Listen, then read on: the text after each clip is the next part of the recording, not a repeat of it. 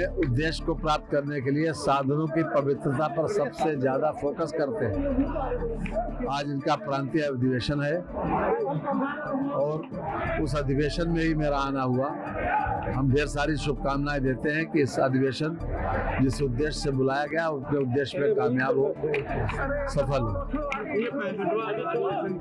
जी, इस अधिवेशन का क्या अब देखिए, उन्होंने प्रस्ताव पास किया है मिलावट के खिलाफ, नशाबंदी के खिलाफ। ये सब चीजें समाज को सुधार करने वाली चीजें हैं। ये रचनात्मक सोच के साथ सबसे ज्यादा रक्तदान किया है इन विद्यार्थी परिषद के लोगों ने, उसमें भी बहुत आगे।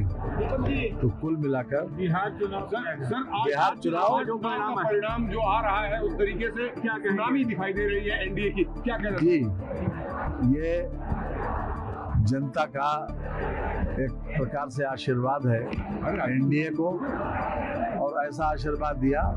लोग कहते ना कि भगवान जब देता है तो छप्पर फाड़ के देता है, तो आज उसी तरह से आज बिहार की जीत हुई है।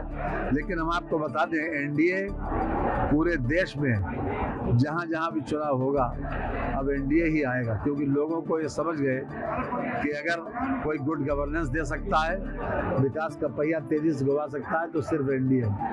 और विकास इस तरीके से ऐतिहासिक जीत हुआ और बीजेपी का सबसे ज्यादा सीट वहाँ पे निकली हुई है और सबसे बड़ी पार्टी बीजेपी को।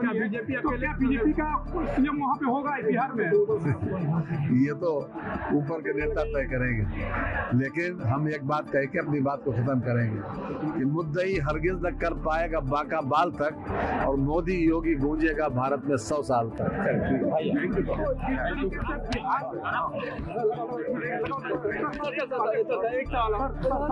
मुद्दई हरगिज न कर पाएगा बाका बाल तक, और मोदी योगी गूंजेगा भारत में 100 साल तक। नेता दिग्विजय सिंह ने आरोप लगाया कि बिहार में ईवीएम के साथ छेड़छाड़ किया गया और हेराफेरी किया गया। क्या सच्चाई है बिहार? क्या सच्चाई है?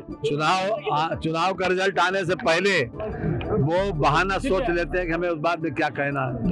ये तो उनका पहले से ही ये बयान पहले से ही आ रहा था कि उन्होंने क्या कहने जा रहा है। वो तो ही यही एसआईआर के साथ छेड़छाड़ की गई है और इसके वजह से भी ये परिणाम आया है। क्या कहेंगे इस पे परिणाम? देखिए, पूरी तरीके से चुनाव आयोग ने ये कोशिश की कि पूरी तरह से निष्पक्ष चुनाव हो, और एसआईआर में आपने इतने बड़े पैमाने पर जो घुसपैठिए थे या गलत तरीके से जिनको मतदाता सूची में स्थान मिला था, उनको बाहर कर दिया गया।